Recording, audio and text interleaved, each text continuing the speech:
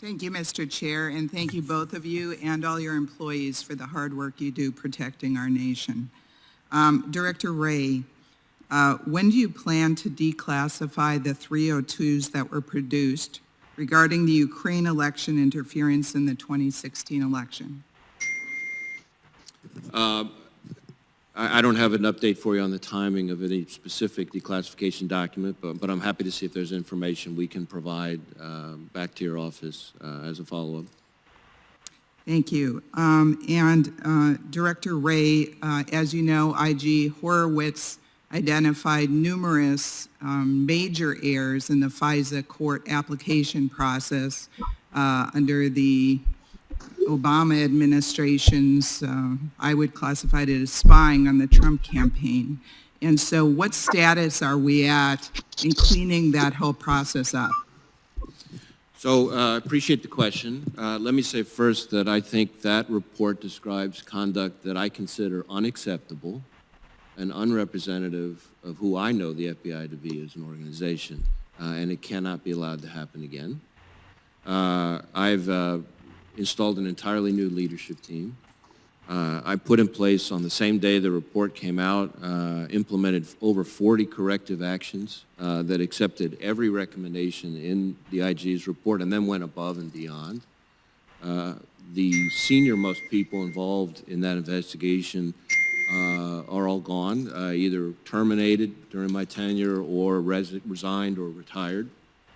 And we're moving forward with changes to processes, training, oversight within the organization. We're creating a new Office of Internal Audit.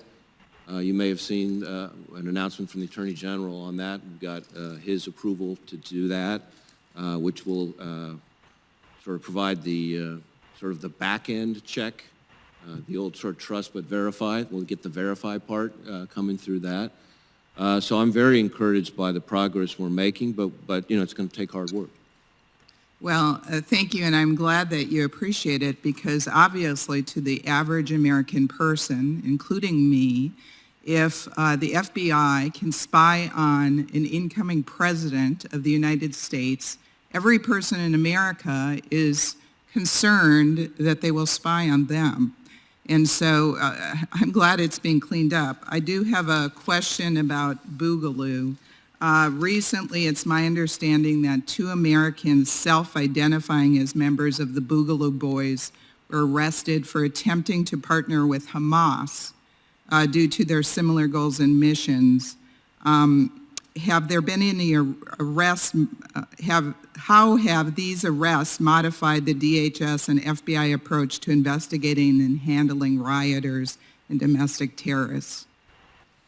So I appreciate your flagging that particular case. I think it's a very revealing, interesting case. It was a Minneapolis case. Mm-hmm. Those are 2 individuals who I think associated themselves with the Boogaloos, which, much like Antifa, is more of a movement or an ideology than it is a group itself.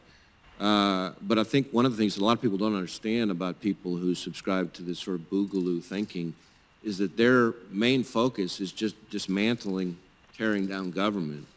And they're less clear on what it is they think they're going to replace government with. I'm not even sure they would all agree with each other. And that's why this case in Minneapolis that you highlighted is so revealing, because these 2 individuals decided that they were on board with providing material support to Hamas, which is not something that most people would previously have associated with the Boogaloos. It's very interesting. I do have one last question, only 49 seconds left.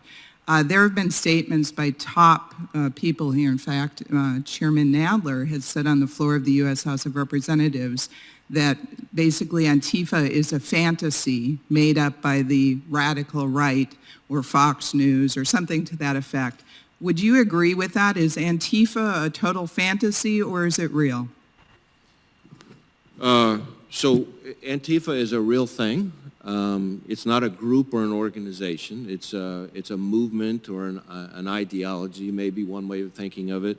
And we have quite a number, and I've said this consistently since my first time appearing before this committee. We have any number of properly predicated investigations into what we would describe as violent anarchist extremists, and some of those individuals self-identify with Antifa. Thank you, sir, and I yield back.